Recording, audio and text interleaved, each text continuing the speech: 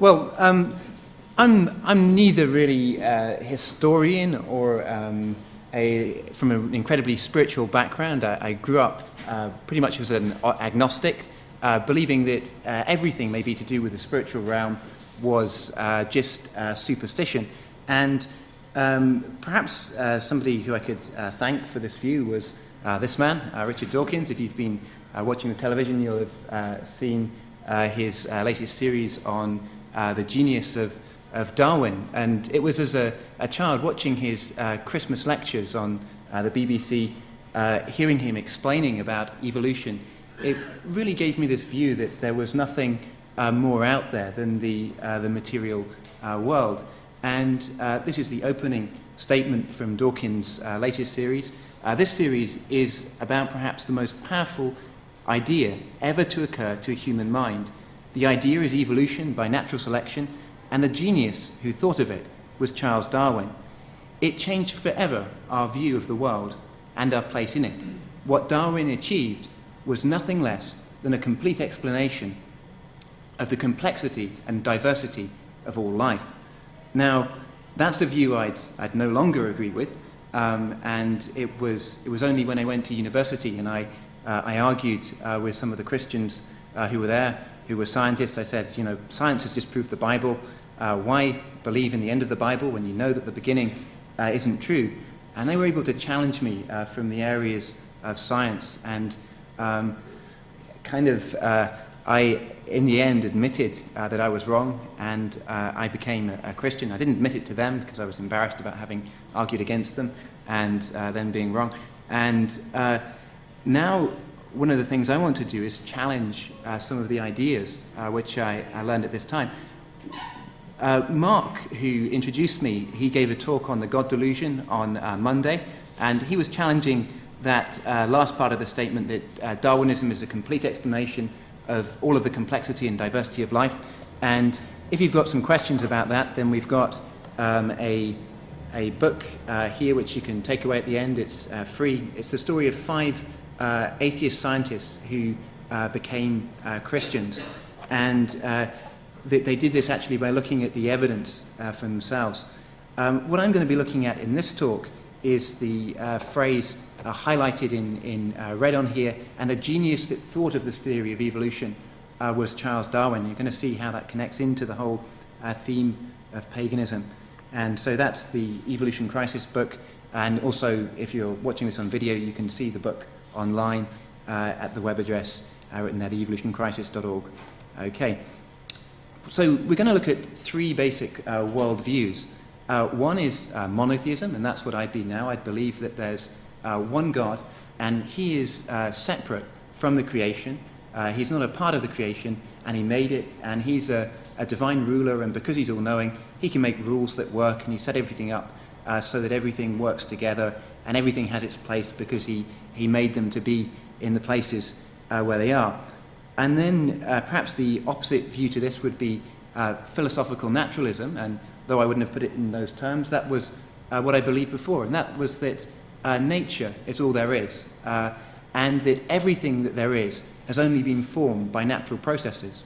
That's the idea that basically the rules of physics just happen to be what they are, and by sheer luck they happen to work, and they produce from molecules, they produce men over billions of years, and there's nothing else really guiding that process.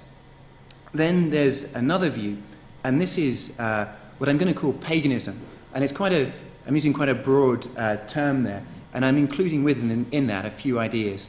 One would be the belief that nature itself is God, and that nature can be worshipped, that there's a kind of a consciousness running throughout nature. Also pantheism, the belief that everything is God, and polytheism, the belief that there are many gods, that may be nature spirits behind trees, spirits of war and love and peace and all these different kind of things. And also within that there's the belief that because God is in everything, and therefore everything is also God, and because we're part of everything that there is and God is in everything, then we ourselves are somehow and in some way gods. And that's a process called enlightenment in kind of Hindu philosophy and in lots of thinking. The process of enlightenment would be somebody realizing that they themselves are divine. And we're going to look at that a bit later as the talk goes on. And so here's Charles Darwin. Charles Darwin would, to Dawkins, he would be the hero of rationalism, kind of a rejection of spiritual beliefs, the idea that there's a supernatural world, and the person who really put in that last piece of the jigsaw puzzle which would allow us to understand the world in a way which there was no requirement for God. And so after Darwin, people could very much decide if they wanted to believe that there was a God or not. There was no longer a necessity for him. Now, Charles Darwin wouldn't maybe agree with Richard Dawkins' statement that he was the genius that came up with evolution, because Charles Darwin looked back to the Greek philosophers, and he says in the 6th edition, in the preface to his Origin of Species, speaking of Aristotle, that we see here the principle of natural selection shadowed forth. So he knew that he was building on the work of others. And we're going to trace this back through history. And one of the first places we're going to look is to the Hindus. Now, in Hinduism, you start to see the theory of evolution a long time before it was ever written about by Darwin. We've got a quote here from Sir M. Moynier Williams, professor of Sanskrit at the University of Oxford in 1894. So this isn't just something that I'm coming up with. This is what he said. Indeed, the Hindus were Spinozists 2,000 years before the birth of Spinoza, Darwinists centuries before the birth of Darwin, and evolutionists many centuries before the doctrine of evolution had ever been accepted by the Huxleys of our time, and before any word like evolution existed in any language of the world. And within Hindu thinking, you have many of the ideas which we today would associate with science. You've got the idea of kind of something like the Big Bang, that once upon a time the universe was just the size of a single particle. And here this is in the Hindu scriptures. He, i.e. Brahman, that's the Hindu universal God who's everything, becomes the size of an atomic particle and brings to life this whole universe. And you also have the concept of millions or billions or hundreds of millions of years. And so after hundreds of millions of years, Brahman, the universe, or the universal spirit, split an egg into parts, making heaven out of one and earth out of the other. And that's in the Vedas in 1400 BC.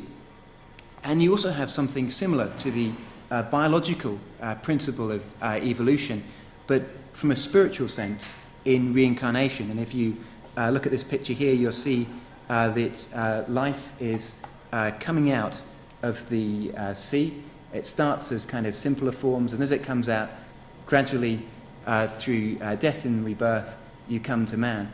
And then there's something which would not appear in our biology textbooks, and that's that you go by death and rebirth through the caste system until eventually you come from man and into a god, which is kind of this Aryan man here. And that would be the process of enlightenment. When a person reaches enlightenment, that's the time when they really realize that they are a god. Then Hindu biological evolution.